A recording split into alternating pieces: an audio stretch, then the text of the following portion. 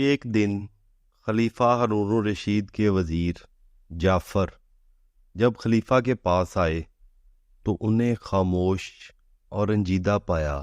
جعفر نے خلیفہ کو دوبارہ سلام کیا مگر خلیفہ نے سر اٹھا کر بھی نہ دیکھا۔ جعفر نے پھر سلام کیا اور پوچھا کہ کیا بات ہے خلیفہ، اس قدر خاموش اور رنجیدہ کیوں ہیں؟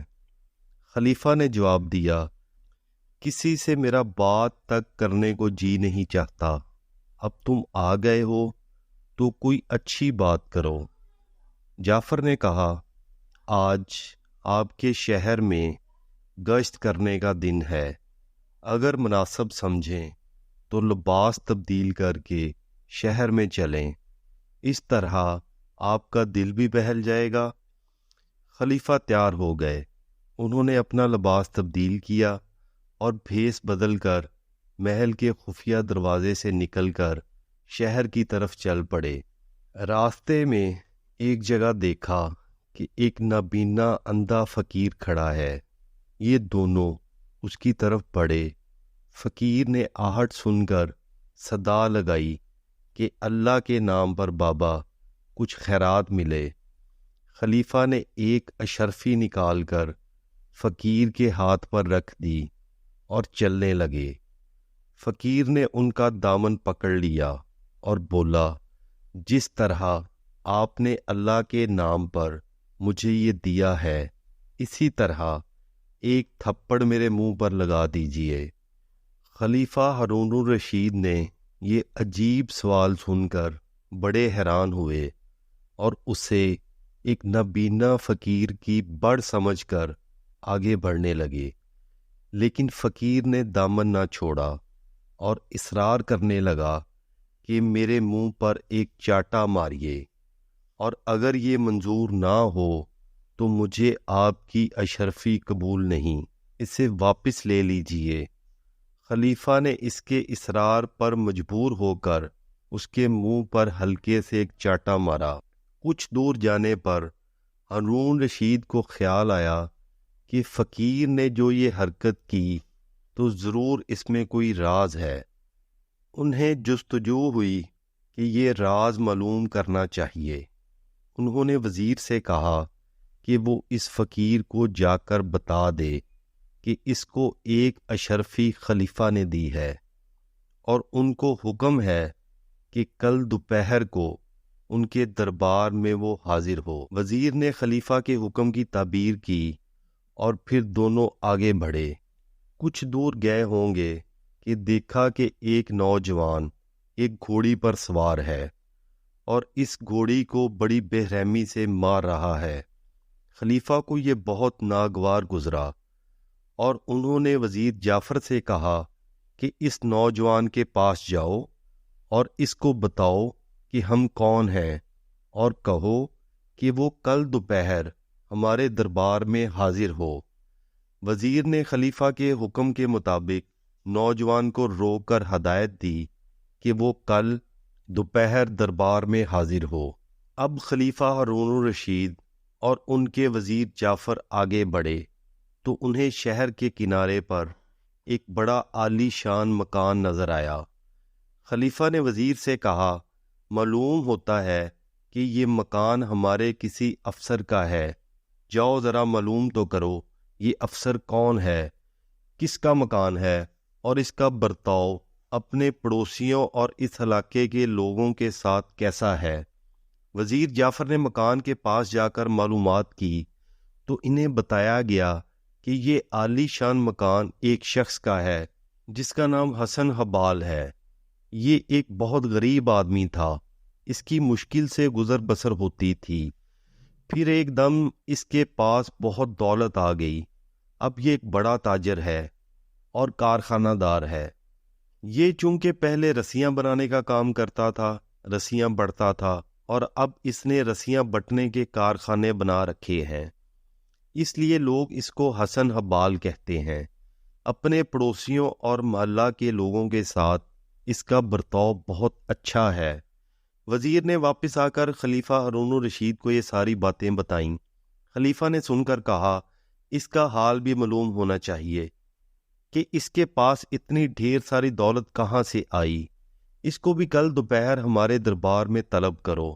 اور اس کے بعد خلیفہ اور وزیر جعفر شہر سے واپس آ کر محل کی طرف چل دیے اور خفیہ دروازے سے اندر پہنچ گئے۔ محل میں پہنچ کر وزیر نے حسن بال کو دوسرے دن دوپہر کو خلیفہ کے دربار میں حاضر ہونے کا حکم نامہ بھیج دیا، اور دوسرے دن دوپہر کو یہ تینوں آدمی، اندھا فقیر، گھوڑی سوار نوجوان اور حسن حبال، حکم کے مطابق خلیفہ کے دربار میں حاضر ہو گئے اور سلام کر کے ایک طرف خاموش کھڑے ہو گئے۔ انہیں یہ نہیں معلوم تھا کہ خلیفہ نے انہیں دربار میں کیوں طلب کیا ہے۔ ہارون الرشید نے تینوں کو دیکھا اور پھر اندھے فقیر کی طرف متوجہ ہو کر بولے، بھئی تمہارا کیا نام ہے، اور تم نے سوال کرنے کے بعد اپنے منہ پر چانٹا کیوں لگوایا؟ یہ کیا ماجرا ہے؟ فقیر نے ادب سے جواب دیا، جناب علی، میرا نام عبداللہ ہے اور میں اسی شہر بغداد کا رہنے والا ہوں۔ میرے باپ نے مرتے وقت جو روپیہ پیسہ چھوڑا تھا وہ میں نے فضول خرچی میں بہت جلد اڑا دیا اور تنگ دست ہو گیا۔ پھر میری بیوی نے مجھے سمجھایا اور میں نے اس کے کہنے پر 2 اونٹ خرید کر بار برداری کا کام شروع کر دیا۔ اللہ نے اس کام میں برکت دی، رفتہ رفتہ میرے حالات بہتر ہوتے چلے گئے اور میں خوشحال ہو گیا۔ اب میرے پاس 80 کے قریب اونٹ تھے اور میرا کام چل نکلا تھا۔ ایک دن میں ایک سوداگر کا مال بصرہ کی بندرگاہ پر پہنچا کر بغداد واپس آ رہا تھا کہ راستے میں ایک جگہ سستانے کے لیے بیٹھ گیا۔ اونٹوں کو بھی ان کے پاؤں باندھ کر چرنے کے لیے چھوڑ دیا۔ کچھ دیر گزری ہوگی کہ ایک درویش راہ چلتا آیا اور میرے پاس بیٹھ گیا۔ سلام دعا کے بعد ہم آپس میں باتیں کرنے لگے، ایک دوسرے سے واقفیت ہوئی، تو پھر ہم نے ساتھ کھانا کھایا۔ اس دوران میں درویش نے مجھ سے کہا کہ اس جگہ کے قریب جو پہاڑی ہے اس میں اتنا بڑا خزانہ ہے کہ اگر تم اسے اپنے سارے اونٹوں پر بھی لاد لو تو وہ بھی کم نہ ہو۔ یہ سن کر مجھے لالچ آیا اور میں نے کہا، یہ خزانہ مجھے دکھائیے۔ درویش نے کہا کہ میں اس شرط پر تمہیں یہ خزانہ دکھا سکتا ہوں کہ تم اپنے آدھے اونٹ مجھے دے دو۔ میں نے دل میں سوچا کہ اپنے 80 اونٹوں میں سے 40 اونٹ اس کو دے دوں تو بھی 40 میرے پاس بچیں گے۔ خزانے سے یہ بھرے 40 اونٹ بھی میری کئی پشتوں کے لیے کافی ہوں گے۔ اتنا بڑا خزانہ 40 اونٹوں کے بدلے مل رہا ہے تو یہ سودا برا نہیں۔ یہ سوچ کر میں نے درویش سے کہا کہ مجھے اس کی شرط قبول ہے۔ اس پر درویش نے مجھ سے کہا کہ میں اونٹوں کو لے کر اس کے پیچھے پیچھے چلوں۔ ہم تھوڑی دور چلے ہوں گے کہ ایک پہاڑی درہ نظر آیا۔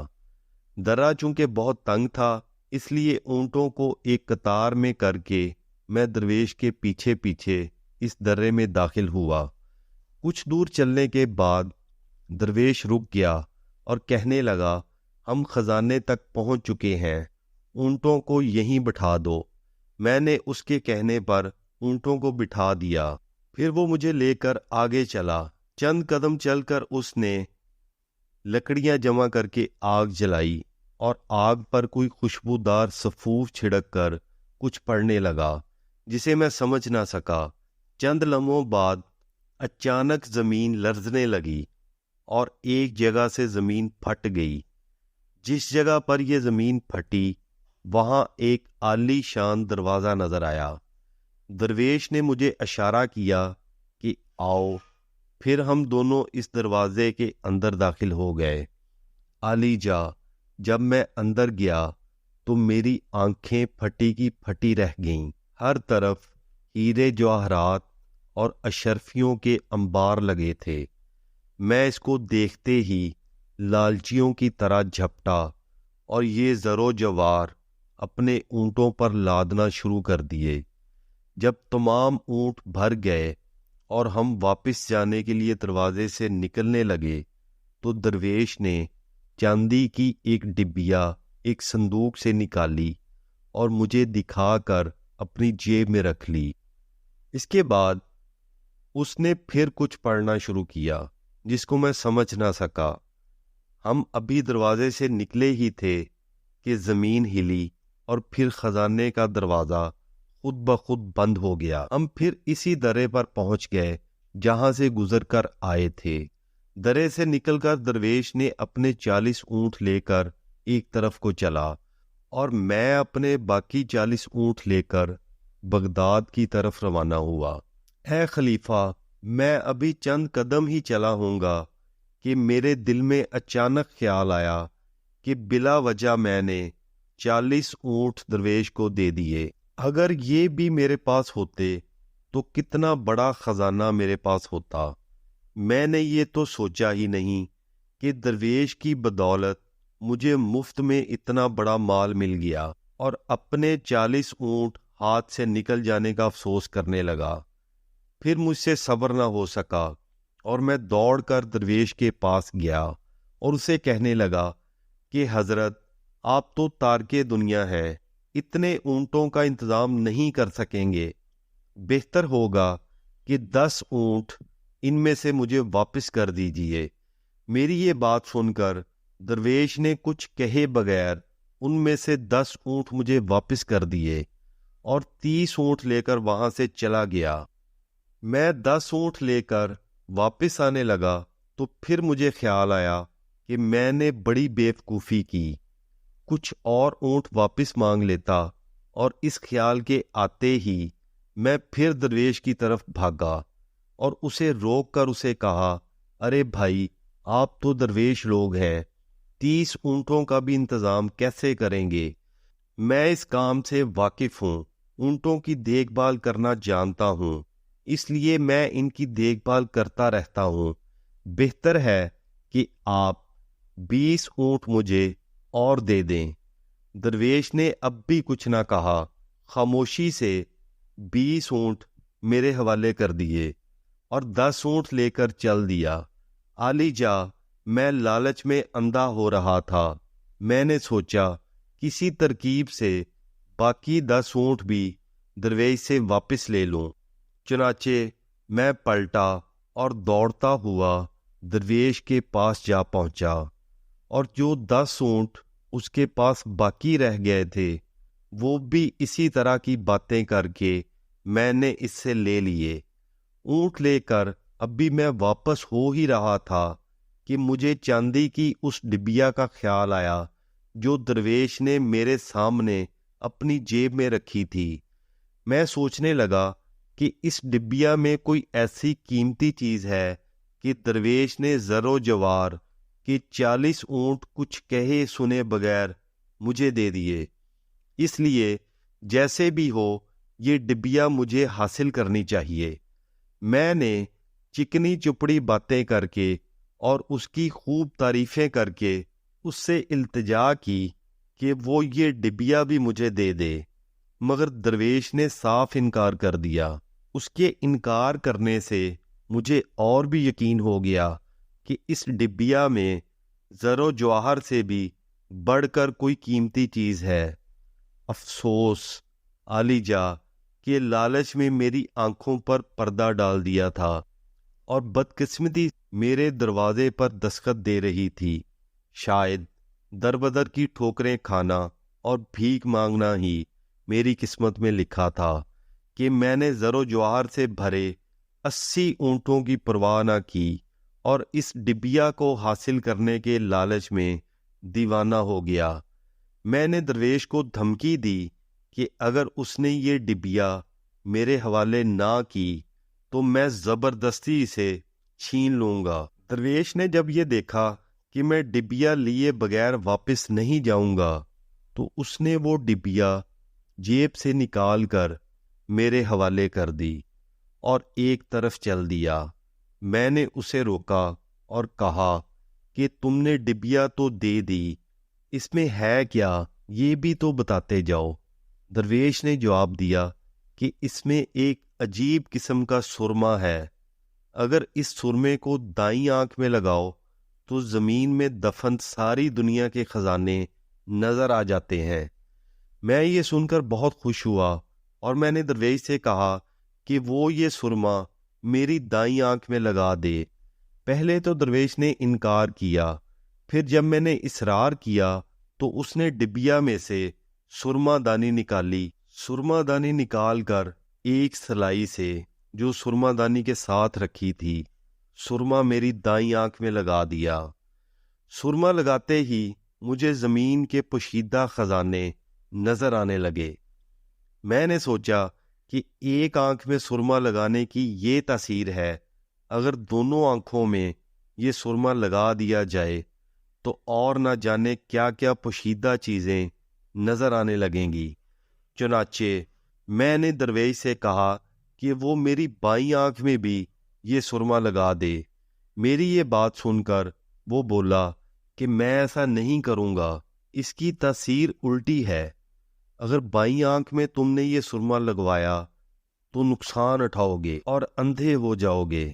میں نے سوچا کہ درویش جھوٹ بولتا ہے، بھلا ایک چیز ایک ہی وقت میں فائدہ اور نقصان کیسے دے سکتی ہے؟ اس میں ضرور کوئی بڑا فائدہ ہے جو یہ میری دوسری آنکھ میں سرما نہیں لگانے دے رہا۔ میں نے درویش سے اصرار کیا کہ وہ میری بائیں آنکھ میں بھی سرما لگا دے۔ درویش نہ مانا، میں اصرار کرتا رہا اور وہ انکار۔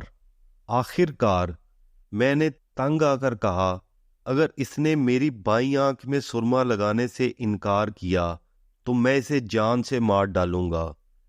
یہ کہہ کر اس کی طرف بڑھا تو وہ کہنے لگا، اچھا ٹھیک ہے، اگر تم اس قدر ضد کرتے ہو تو میں تمہاری بائیں آنکھ میں بھی یہ سرما لگائے دیتا ہوں، مگر اس کا گناہ میرے پر نہ ہوگا۔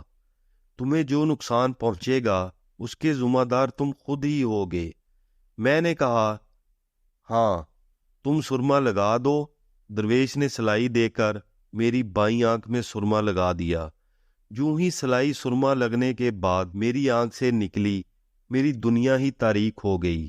میں اندھا ہو گیا، چیخنے چلانے لگا اور درویش کو پکار پکار کر کہنے لگا کہ تم یہ سارے اونٹ اور سارا خزانہ اور یہ ڈبیا، یہ سب کچھ لے لو اور میری آنکھیں، میری بینائی مجھے لوٹا دو۔ درویش نے جواب دیا کہ اے لالچی انسان، افسوس کہ تو نے میری بات نہ مانی اور اس قدر لالچ کیا کہ اب جب مصیبت تجھ پر آئی تو اس کا کوئی علاج نہیں۔ تیرے لالچ نے تجھے اندھا کیا، اب ساری زندگی لالچ کی سزا بھگت۔ درویش یہ کہہ کر اونٹوں کو ساتھ لے کر وہاں سے چل دیا اور عالی جا میں وہیں روتا پیٹتا رہ گیا۔ اس سے میں نے ہر چند کہا اور فریاد کی کہ وہ اتنی مہربانی تو کر دے کہ مجھے میرے راستے پر لگا دے تاکہ کسی آنے جانے والے قافلے کے ساتھ میں اپنے گھر پہنچ جاؤں، مگر اس نے میری ایک نہ سنی۔ اس کے جانے کے بعد میں کسی نہ کسی طرح گرتا پڑتا، ٹھوکریں کھاتا پہاڑی سے نکلا، رات بھر وہیں بھوکا پیاسا پڑا رہا۔ اگلے دن ایک قافلے کا وہاں سے گزر ہوا، انہوں نے ترس کھا کر مجھے بغداد لا کر چھوڑ دیا۔ اے خلیفہ، بس اسی دن سے میں بھیک مانگ کر گزارا کرتا ہوں۔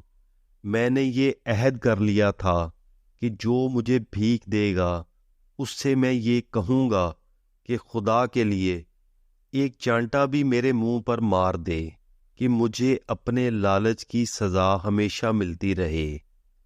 آپ نے جب مجھے بھیک دی تو میں نے بھی آپ سے یہی التجا کی کہ آپ میری خطا معاف کریں۔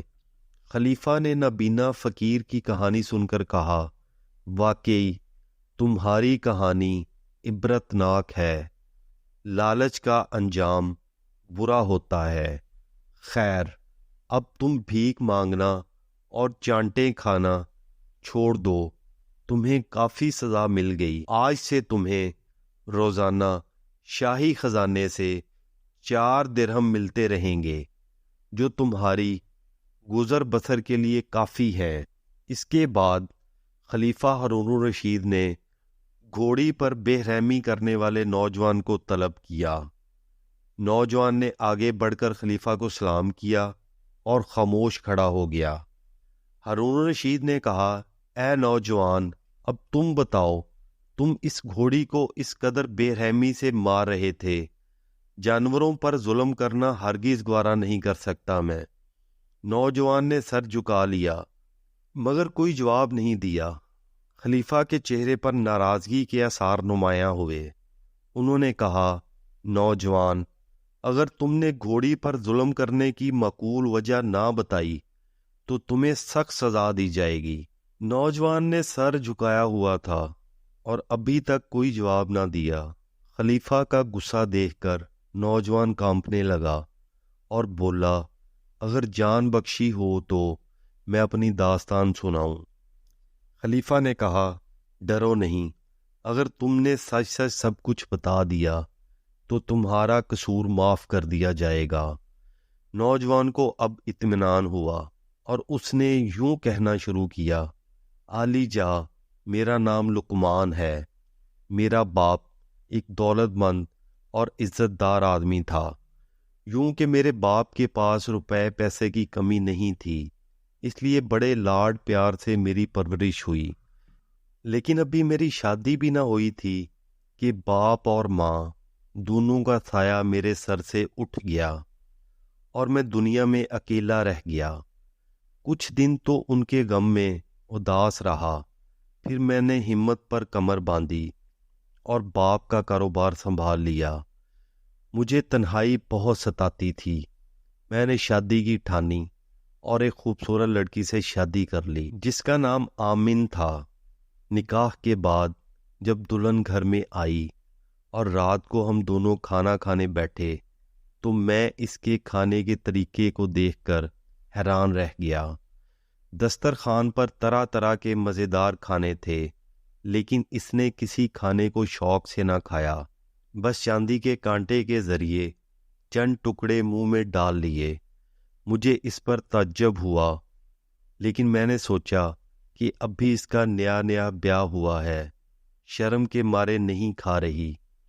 لیکن جب کئی دن تک اس کا یہی انداز رہا تو مجھے فکر ہوئی کہ یہ کھانا کیوں نہیں کھاتی، اگر کھائے گی نہیں تو زندہ کیسے رہے گی۔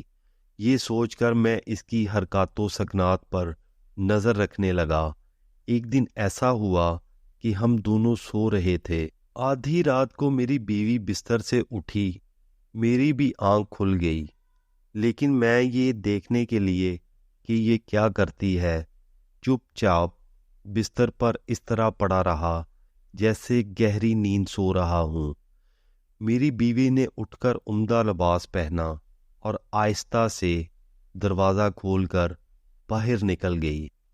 میں لپک کر بستر سے اٹھا اور یہ دیکھنے کے لیے کہ یہ کہاں جاتی ہے چھپتا چھپاتا اس کے پیچھے چل پڑا۔ میرے ذہن میں یہ خیال گزرا کہ غالباً اس کے کسی کے ساتھ دوستی ہے اور یہ وہیں جاتی ہے اور اس کے ساتھ کھانا کھاتی ہے۔ اب چونکہ میری اس سے شادی ہو گئی تھی، اس لیے بدنامی کے ڈر سے دن میں اسے نہیں ملتی۔ میں اسی طرح کے خیالات میں گم اس کے پیچھے پیچھے چلتا رہا، یہاں تک کہ ایک قبرستان آ گیا۔ میری بیوی اس قبرستان کے اندر چلی گئی، میں بھی اس کا پیچھا کرتا قبرستان میں چلا گیا اور ایک بڑے درخت کی آڑ میں چھپ کر دیکھنے لگا۔ میں نے دیکھا کہ ایک ڈراؤنی صورت کا آدمی وہاں بیٹھا ہے۔ میری بیوی کو دیکھ کر وہ اٹھا، دونوں ایک دوسرے سے ملے اور پھر پاس بیٹھ کر باتیں کرنے لگے۔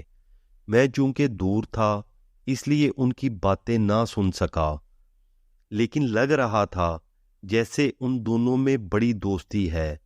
مجھے ان کو اس طرح ایک دوسرے سے باتیں کرتے دیکھ کر بہت غصہ آیا، لیکن اس آدمی سے خوف بھی آیا، لیکن میں چھپا کھڑا خاموشی سے دیکھتا رہا۔ کچھ دیر بعد انہوں نے قبر کھود کر مردہ نکالا اور دونوں بیٹھ کر اس کا گوشت نوچ نوچ کر کھانے لگے۔ یہ کریہ منظر دیکھ کر میرا خون خشک ہو گیا۔ مردے کا گوشت کھا چکنے کے بعد انہوں نے مردے کی ہڈیاں اس قبر میں دفن کر دیں۔ اس کے بعد میری بیوی وہاں سے چل دی۔ میں اس کے آگے آگے تیزی سے قدم بڑھاتا ہوا گھر پہنچ گیا اور دروازہ کھلا چھوڑ دیا اور جلدی سے اندر جا کر بستر پر لیٹ کر سوتا بن گیا۔ میرے پیچھے پیچھے وہ بھی گھر کے اندر آئی اور بستر پر لیٹ کر سو گئی۔ مجھے اپنی بیوی پر بہت غصہ آ رہا تھا اور اس سے سخت نفرت پیدا ہو گئی تھی، مگر میں نے ضبط کیا اور باقی رات کسی نہ کسی طرح کاٹی۔ میرے دل میں طرح طرح کے خیالات آ رہے تھے۔ کبھی سوچتا اس سے قتل کر دینا چاہیے اور کبھی سوچتا کہ اسے راہ راست پر لانا چاہیے۔ آخر دل میں اسی بات پر ٹھہرا کہ اس کو سمجھانا چاہیے۔ شام کو جب میں کام کاج سے گھر واپس آیا تو میری بیوی نے کھانا لگایا۔ ہم دونوں کھانے کے لیے بیٹھ گئے۔ میری بیوی حسب معمول اسی طرح برائے نام ایک کانٹے سے کھاتی رہی اور میں غصے سے اسے کھانا کھاتے دیکھتا رہا۔ میں اندر ہی اندر پیچ و تاب کھا رہا تھا۔ آخر مجھ سے ضبط نہ ہو سکا اور میں نے کہا، اگر تمہیں یہ کھانا پسند نہیں ہے تو جو کھانے پسند ہیں وہ پکا لیا کرو۔ مجھے یقین ہے کہ جو میرے دسترخوان پر کھانے ہیں وہ مردے کے گوشت سے زیادہ مزیدار ہیں۔ اب بھی میری بات ختم نہیں ہوئی تھی کہ وہ سمجھ گئی کہ میں اس کے راز سے واقف ہو گیا ہوں تو سخت غصے میں آ گئی۔ اس کا چہرہ دیکھ کر میں ڈر گیا۔ اسی وقت اس نے گلاس میں پانی لے کر مجھ پر چھڑک دیا اور کہنے لگی، او بدبخت، کتا بن جا۔ اس کے منہ سے یہ الفاظ نکلے ہی تھے کہ میں انسان سے کتا بن گیا۔ اس کے بعد اس ظالم نے مجھے مار مار کر زخمی کر دیا اور گھر سے نکال دیا۔ میں گھر سے نکلا تو محلے کے کتے میرے پیچھے لگ گئے اور مجھے اجنبی سمجھ کر کاٹنے دوڑنے لگے۔ میں کسی نہ کسی طرح اپنی جان بچا کر بھاگا اور ایک کسائی کی دکان کے تختے کے نیچے چھپ کر بیٹھ گیا۔ کسائی نے رحم کھا کر دوسرے کتوں کو مار بھگایا۔ میں ساری رات اسی کسائی کی دکان کے تختے کے نیچے چھپا بیٹھا رہا۔ دوسرے دن صبح کو جب کسائی نے دکان کھولی تو میں بھی نکل کر باہر آ گیا۔ کسائی نے گوشت کا ایک ٹکڑا میری طرف پھینکا، مگر میں نے اس کی طرف دیکھا بھی نہیں اور کسائی کے قریب آ کر دم ہلانے لگا۔ نہ جانے کیوں کسائی کو اس بات پر غصہ آ گیا۔ وہ ایک لکڑی لے کر مجھے مارنے اٹھا، مگر میں وہاں سے بھاگ نکلا اور ایک نان بائی کی دکان پر جا کر کھڑا ہو گیا۔ نان بائی نے رحم کھا کر روٹی کا ایک ٹکڑا میری طرف پھینکا، جس کو میں نے اللہ کا شکر ادا کر کے کھا لیا اور وہیں رہنے کی ٹھان لی۔ کچھ دن وہاں رہنے سے نان بائی مجھ پر اس قدر مہربان ہو گیا کہ روز شام کو مجھے اپنے گھر لے جاتا اور صبح کو دکان پر لے آتا۔ وہ مجھ سے پیار کرتا اور محبت سے روٹی کھلاتا۔ میں اس کے اس اچھے برتاؤ سے بہت خوش تھا۔ وہ جیسا چاہتا ویسا کرتا۔ بہت دن اسی طرح گزر گئے۔ ایک دن ایک عورت نے آ کر نان بائی کی دکان سے روٹی خریدی۔ رقم دے کر جب وہ جانے لگی تو میں نے دوڑ کر دانتوں سے اس کا دامن پکڑ لیا۔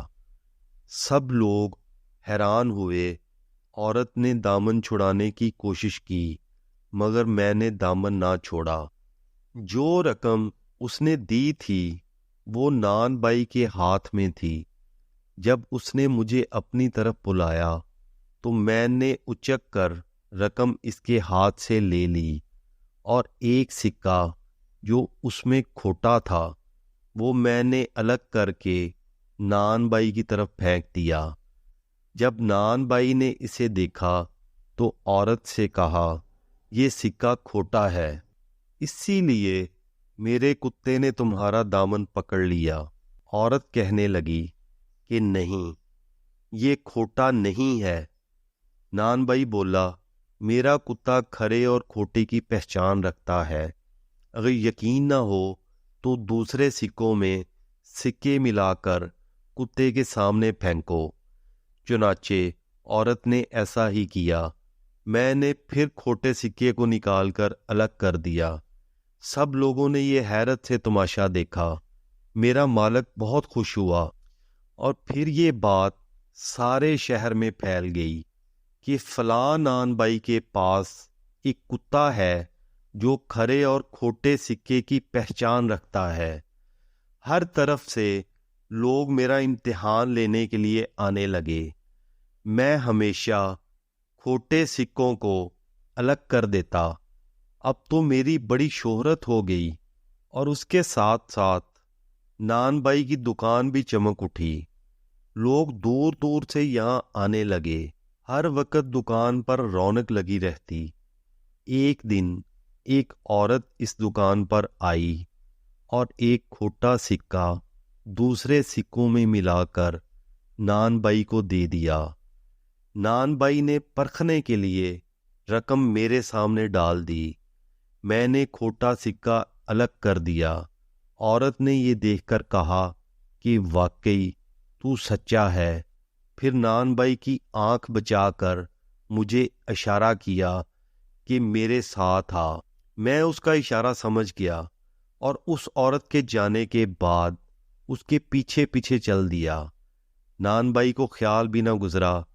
وہ جانتا تھا کہ یہ کتا مجھ سے بے انتہا محبت کرتا ہے، میرے پاس سے کہیں نہیں جائے گا، اس لیے نہ تو اس نے مجھے روکا اور نہ آواز دی۔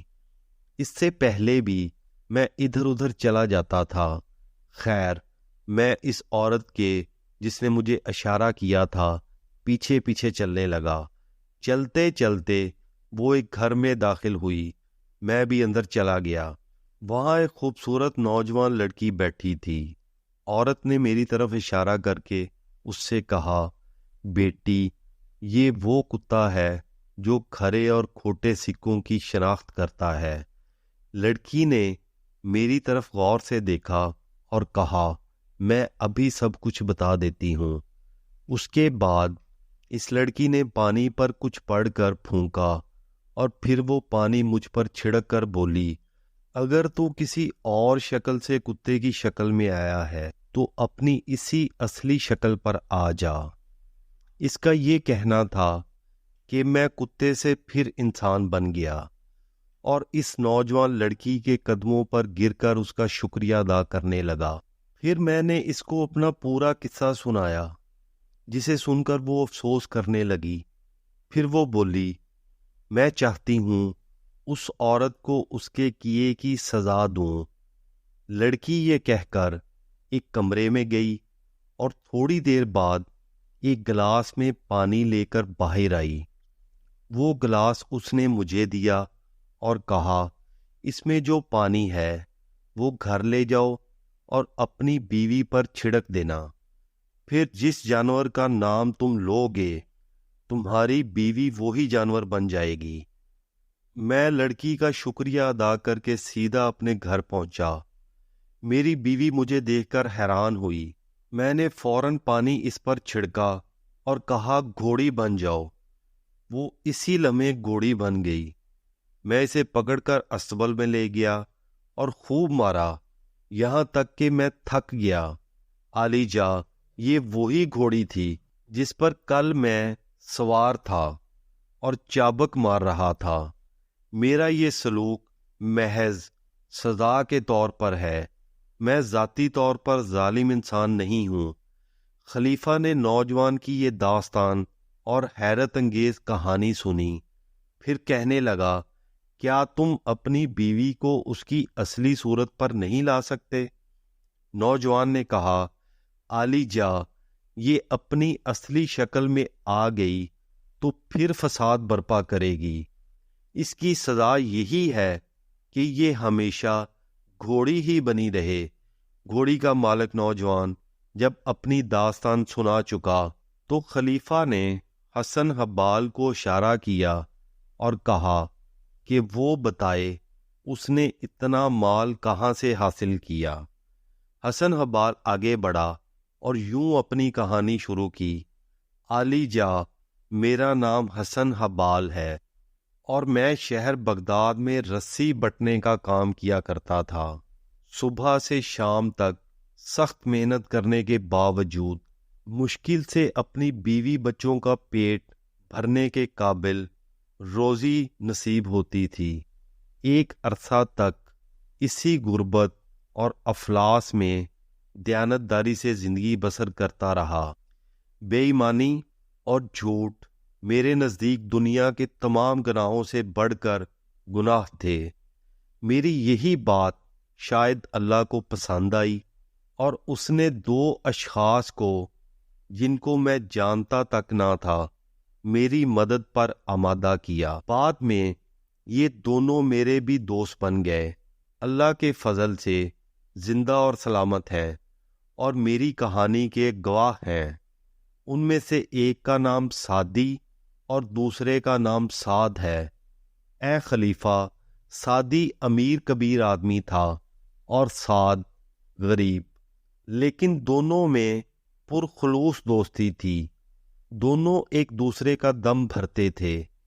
ایک دن ان دونوں میں تقدیر اور تدبیر کے مسئلے پر بحث چھڑ گئی۔ سعدی کہتا تھا کہ انسان کو غریبی اور خوشحالی، رنج اور راحت تدبیر سے حاصل ہوتی ہے۔ سعد اس سے متفق نہیں تھا۔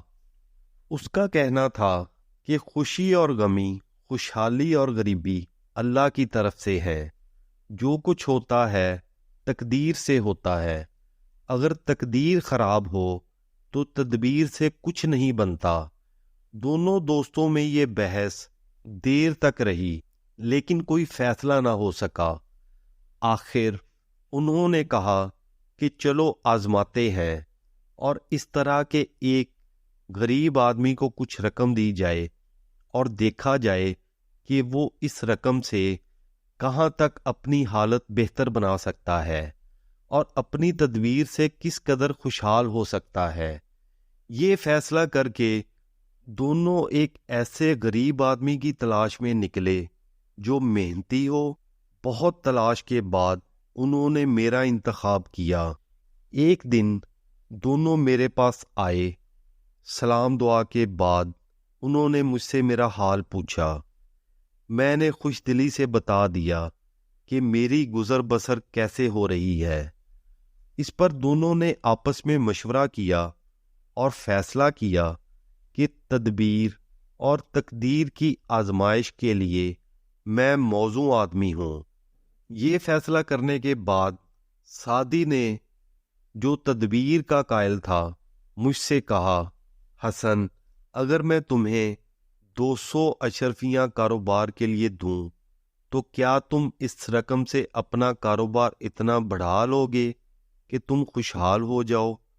میں نے جواب دیا کہ 200 اشرفیوں سے میں ایک دم تو امیر نہیں بن سکتا، لیکن اللہ کا فضل اگر شامل حال رہے تو رفتہ رفتہ خوشحال ضرور ہو جاؤں گا۔ میرا یہ جواب سن کر سعدی نے 200 اشرفیاں مجھے دیں اور کہا، یہ تم کو اللہ کے نام پر تمہارے مانگے بغیر دے رہا ہوں اور ان کو احتیاط سے خرچ کر کے اپنا کاروبار بڑھاؤ۔ ہم دونوں تمہاری تنگ دستی دور ہو جانے سے خوش ہوں گے۔ یہ کہہ کر وہ چلے گئے۔ میں ان دونوں کا دل ہی دل میں شکریہ ادا کر کے سوچنے لگا کہ ان کی دی ہوئی رقم کو اپنے کاروبار میں کس طرح لگاؤں کہ نفع بخش ہو۔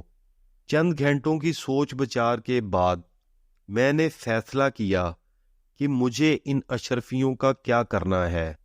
میں نے 190 اشرفیاں ایک تھیلی میں بند کر کے اپنی پگڑی میں باندھ لیں اور 10 اشرفیاں جیب میں رکھ کر بازار گیا۔ اس سے میں نے رسیاں بٹنے کے لیے سن خریدا اور گھر کی طرف چلا۔ راستے میں ایک کسائی کی دکان پر گوشت دیکھ کر میرا جی للچایا کیوں نہ بہت دنوں سے ہم نے گوشت نہیں کھایا۔ چنانچہ میں نے جو مزدوروں کو سن اٹھائے ہوئے تھے گھر بھیج دیا اور میں خود گوشت خریدنے کسائی کی دکان پر چلا گیا۔ گوشت خرید کر جب میں اپنے گھر کے قریب پہنچا تو ایک چیل نے میرے ہاتھ میں گوشت دیکھ کر جھپٹا مارا۔ اسی جھپٹے میں میری پگڑی کھل گئی۔ چونکہ گوشت چیل کے پنجے میں نہیں آیا تھا اس لیے وہ دوبارہ جھپٹی۔ گوشت تو اب بھی ہاتھ نہ آیا، لیکن میری پگڑی اس کے پنجوں میں الجھ گئی اور وہ اسے لے کر اڑ گئی اور میں دیکھتے کا دیکھتا رہ گیا۔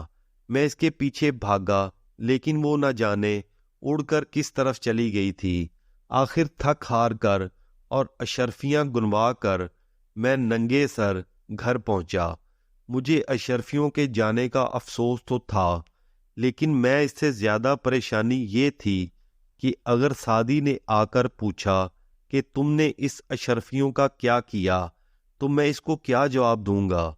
سچ بتاؤں گا تو اسے ہرگز یقین نہیں آئے گا، وہ مجھے جھوٹا سمجھے گا۔ غرض ساری رات اسی فکر میں گزر گئی۔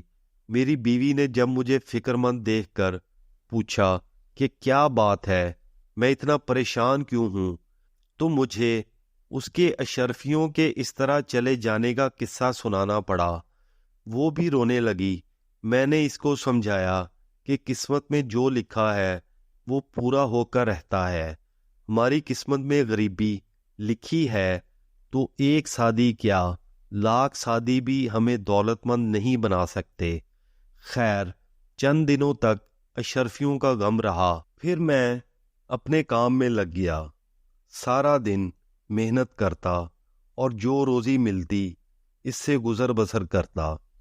کچھ عرصے بعد وہی دونوں دوست یعنی سعدی اور سعد میرے پاس آئے اور مجھے اس طرح غریبی کی حالت میں دیکھ کر مجھ سے پوچھنے لگے کہ تمہارا کیا حال ہے اور جو شرفیاں تمہیں دی گئی تھیں ان کا کیا ہوا؟ تم نے اس سے کوئی فائدہ نہ اٹھایا۔ میں نے شرمندگی سے سر جھکا لیا اور پھر کہنے لگا کہ آپ کو شاید میری بات پر یقین نہ آئے، مگر حقیقت یہی ہے جو میں بیان کر رہا ہوں۔ پھر میں نے ان کو چیل کے پگڑی اور اس میں بندھی ہوئی اشرفیوں کے جھپٹا مار کر لے جانے کا واقعہ سنایا۔ سعد نے میری بات پر یقین کیا اور کہنے لگا کہ ہاں ایسا ہو سکتا ہے۔ پھر وہ سعدی سے بولا، تم نے دیکھا قسمت کا کھیل، اب تو میری بات پر یقین کرو کہ تقدیر کے سامنے تدبیر کی نہیں چلتی۔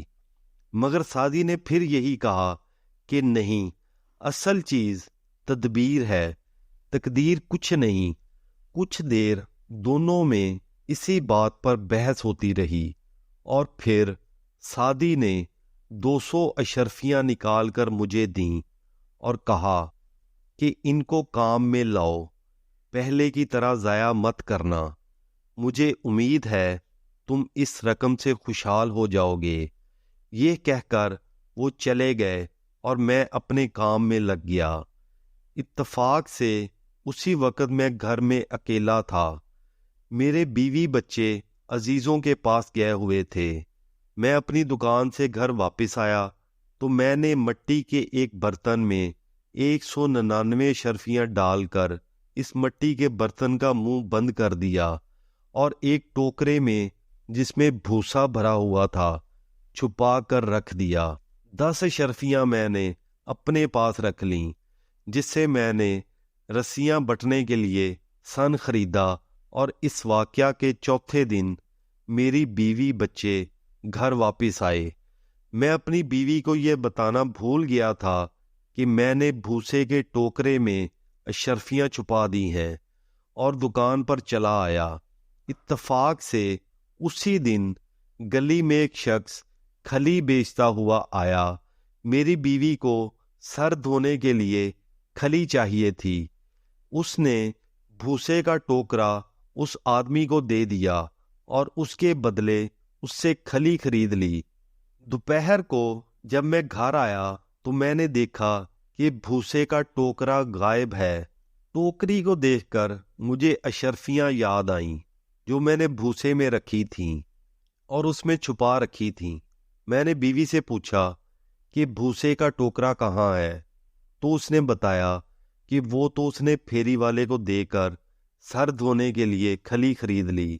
بیوی کی بات سنتے ہی میری جان نکل گئی اور میں نے کہا، بدبخت، تو نے مجھے تباہ کر دیا۔ جب میری بیوی کو بھوسے کے ٹوکرے میں اشرفیوں کے چلے جانے کا علم ہوا تو وہ بھی رونے پیٹنے لگی، مگر اب کیا ہو سکتا تھا؟ ناچار تن با تقدیر صبر کیا۔ مجھے رہ رہ کر یہ خیال بے چین کر رہا تھا کہ اگر سعدی نے آ کر پوچھا تو میں کیا جواب دوں گا۔ اب تو وہ یقیناً مجھے جھوٹا اور احمق سمجھنے لگیں گے۔ اشرفیوں کے جانے کے افسوس اور اپنے جھوٹا بننے کے خیال نے مجھے بیمار کر دیا اور مالی حالت میری اور خراب ہو گئی۔ آخر ایک دن اسی مایوسی اور پریشانی کے عالم میں دونوں دوست سعدی اور سعد آ گئے۔ میں نے انہیں دیکھا تو میرا بس نہ چلا کہ کسی طرح ان کی نظروں سے غائب ہو جاؤں، مگر وہ مجھے دیکھ چکے تھے۔ ناچار میں نے انہیں سلام کیا اور انہوں نے میرا حال پوچھا۔ میں شرم سے کچھ نہ بول سکا۔ جب انہوں نے اصرار کیا تو میں نے ان کی دی ہوئی اشرفیوں کے دوبارہ کھو جانے کا قصہ سنایا اور اپنی شرمندگی کا اظہار کیا۔ سعدی کو سن کر افسوس ہوا، مگر انہوں نے کہا، کوئی فکر کی بات نہیں، اشرفیاں تمہیں قرض نہیں دی گئی تھیں کہ ان کی ادائیگی کی تمہیں پریشانی ہو، وہ تو تمہیں محض اللہ کے واسطے دی گئی تھیں تاکہ تم ان کو استعمال کر کے اپنی حالت درست کر لو۔ مجھے تمہارے حال پر افسوس ضرور ہوا ہے، بہرحال جو ہوا سو ہوا۔ یہ کہہ کر وہ جانے ہی والے تھے کہ سعد نے اپنی جیب سے ایک درہم نکال کر مجھے دیا اور کہا، اس کو اپنے پاس رکھو، اللہ تعالیٰ اس درہم کے ذریعے تمہیں بہت جلد دولت مند کر دے گا۔ سعدی اپنے دوست کی اس بات پر خوب ہنسا اور کہنے لگا، جب 400 اشرفیاں اس کو خوشحال نہ بنا سکیں تو 1 پیسے کے برابر اس 1 درہم کی کیا اہمیت ہے؟ مجھے ان کی باتیں سن کر بڑی شرمندگی محسوس ہو رہی تھی، لیکن سعد نے کہا، تم سعدی کا مذاق اڑانے کی پرواہ نہ کرو، انشاءاللہ یہ درہم تمہیں بہت جلد امیر بنا دے گا، اس کو پاس رکھ لو۔ میں نے سعد کے کہنے پر وہ درہم لے کر اپنی جیب میں رکھ لیا۔ دن بھر کام کر کے جب میں رات کو گھر پہنچا تو وہ درہم جو میری جیب سے گر پڑا، میں نے اس کو اٹھا کر ایک طاق میں رکھ دیا۔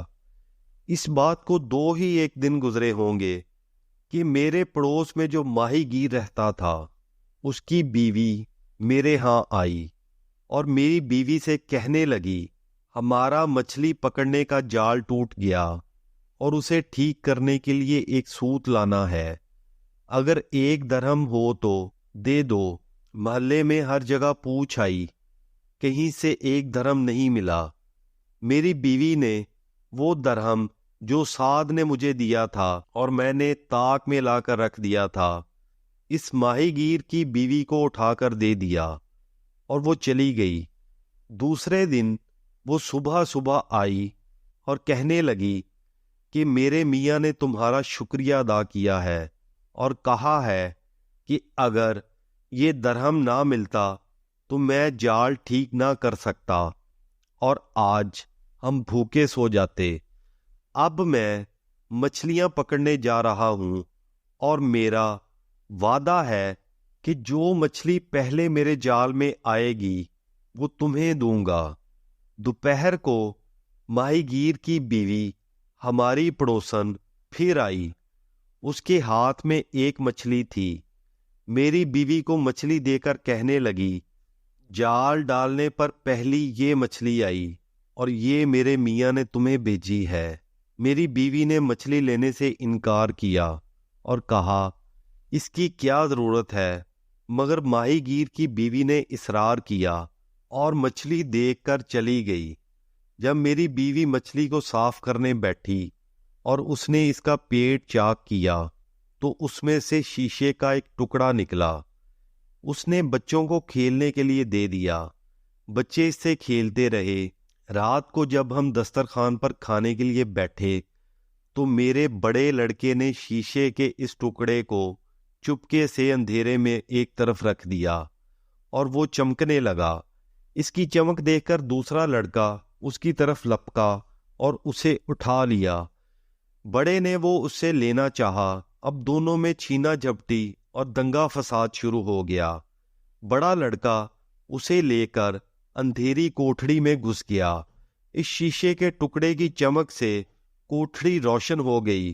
دوسرے لڑکے بھی شور کرتے ہوئے کوٹھڑی میں گھس گئے۔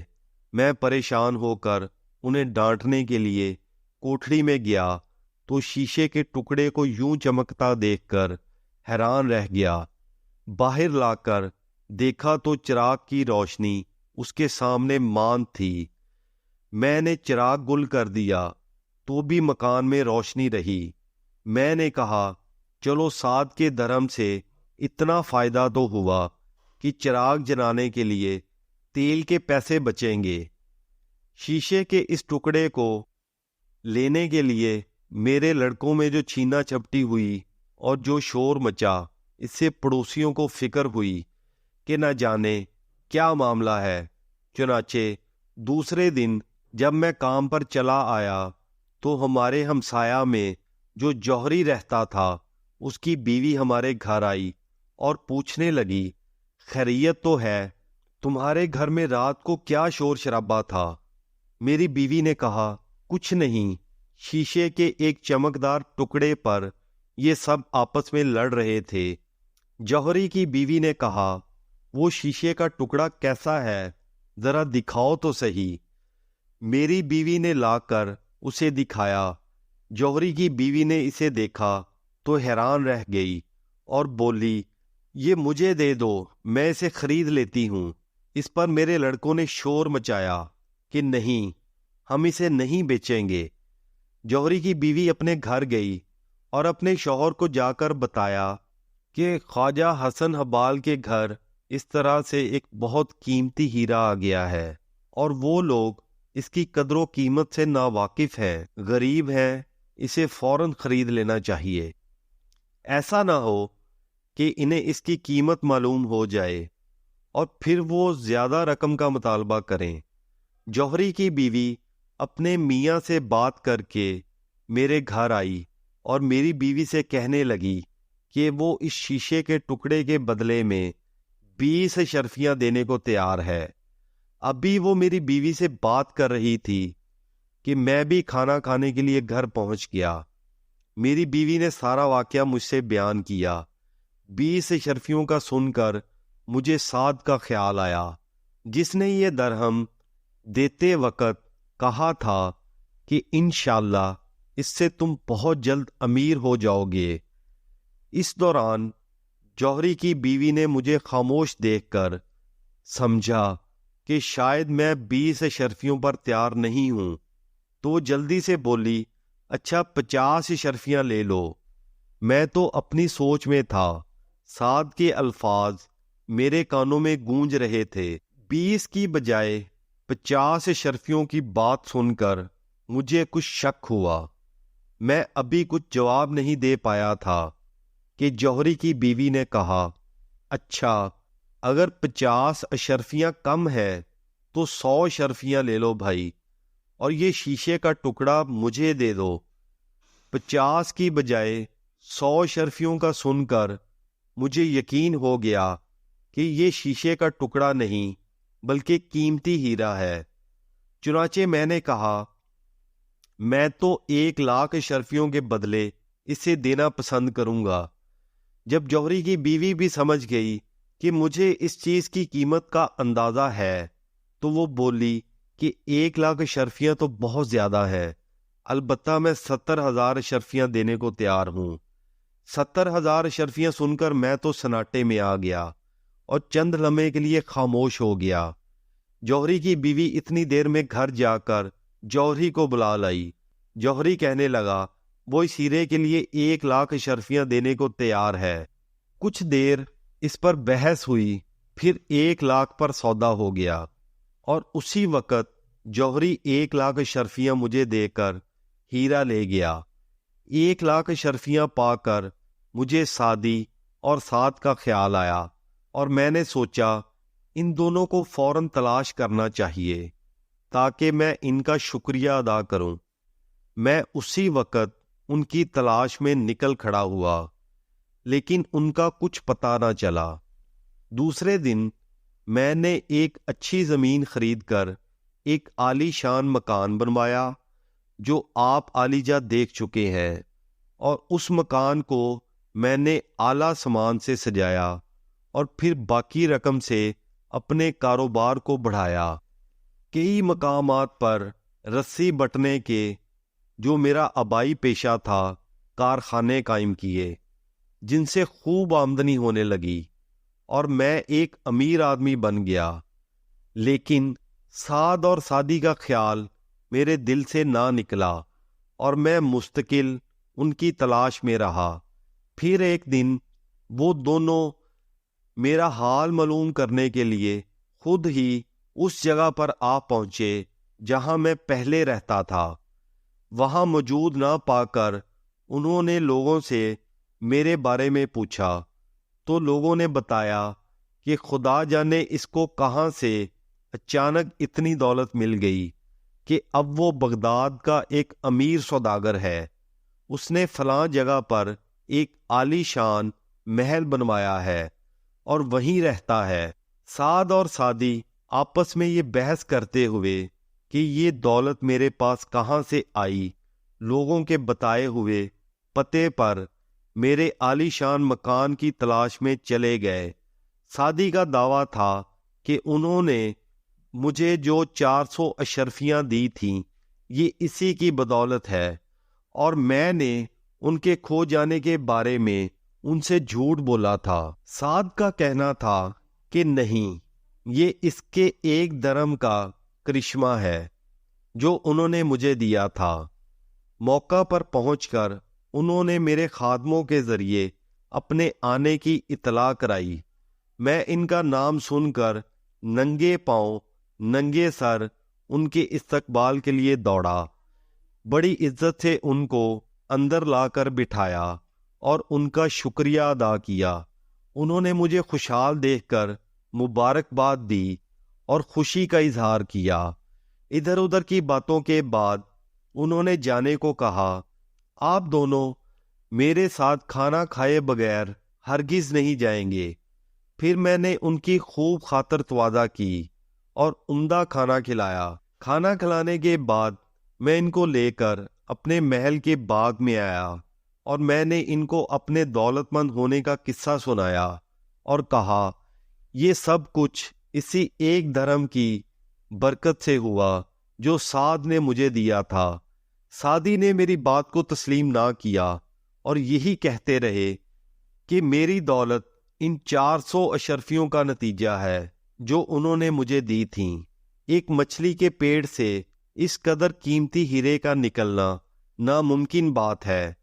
ہم اسی طرح باتیں کرتے ہوئے باغ میں ٹہلنے لگے، پھر ایک درخت کے پاس پہنچ کر رک گئے جس پر ایک چیل کا بہت بڑا گھونسلہ بنا ہوا تھا، اور میرے پرانے ملازم کے اعتقاد کے مطابق چیل کے گھونسلے میں مال ہوتا ہے۔ اسے اتارنے کی کوشش کر رہے تھے۔ ہم کھڑے ہوئے یہ تماشا دیکھنے لگے۔ تھوڑی دیر میں ایک ملازم نے، جو ایک درخت پر چڑھا ہوا تھا، چیل کا گھونسلہ نکال کر اوپر سے نیچے پھینکا۔ اللہ کی قدرت، اس گھونسلے میں میری وہی پگڑی تھی جس میں سعدی کی پہلی بار دیے ہوئے 190 اشرفیاں تھیں۔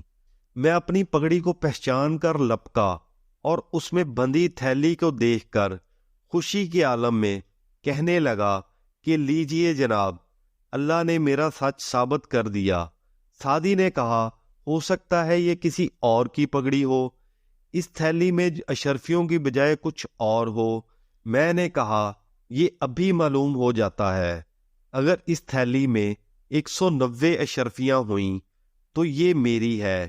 چنانچہ تھیلی کو کھولا گیا اور اس میں وہی 190 اشرفیاں نکل آئیں جو میں نے رکھی تھیں۔ میں نے یہ دیکھ کر اللہ کا شکر ادا کیا جس نے میری سچائی میرے دوستوں پر ثابت کر دی۔ اس کے بعد ہم سیر کرتے ہوئے واپس مکان کی طرف پلٹے۔ راستے میں جب ہم استبل سے گزرے تو ملازم نے کہا کہ جناب فلاں کام میں دیر ہو جانے کی وجہ سے گھوڑوں کے لیے بھوسا نہیں مل سکا، دکانیں بند ہو چکی تھیں۔ میں نے کہا بے زبان جانوروں کو بھوکا رکھنا اچھا نہیں، جہاں سے ملے اور جس قیمت پر بھی ملے بھوسا لے کر آؤ۔ چنانچہ اسی وقت میرے ملازم دوڑے اور پرانے بھوسے کے 2-3 ٹوکرے لے آئے۔ میں نے اپنے اس ملازم کو حکم دیا کہ میرے سامنے گھوڑوں کو بھوسا ڈالو۔ بھوسے میں سے ایک مٹی کا برتن نکلا جس کا منہ بند تھا۔ ملازم نے وہ برتن میرے سامنے لا کر رکھ دیا۔ میں نے اسے فوراً پہچان لیا اور سادی سے کہا لیجئے، اللہ نے مجھے سچا ثابت کرنے کے لیے یہ انتظام بھی کر دیا۔ یہ بھوسے کا وہی ٹوکرا ہے جس میں نے اشرفیاں چھپا کر رکھی تھیں۔ آپ اسے کھولیں، یقیناً اس میں وہ 190 اشرفیاں ہوں گی جو آپ نے مجھے دوسری مرتبہ دی تھیں۔ سعد نے برتن کا منہ کھولا تو واقعی اس میں 190 اشرفیاں رکھی تھیں۔ اب سعدی بہت شرمندہ ہوئے، میری طرف سے بدگمانی کرنے پر معافی مانگنے لگے کہ وہ واقعی غلطی پر تھے۔ تقدیر کے آگے تدبیر کا زور نہیں۔ پھر ہم گھر آ گئے۔ میں نے انہیں رات مہمان رکھا اور خاطر تواضع کر کے اگلے دن رخصت کیا۔ عالی جا، یہ ہے میری کہانی جو میں نے آپ کو پوری سنا دی۔ خلیفہ ہارون الرشید نے کہا تمہاری کہانی بھی بہت عجیب ہے۔ وہ ہیرا جو تمہیں مچھلی کے پیٹ سے ملا تھا اب وہ میرے خزانے میں ہے۔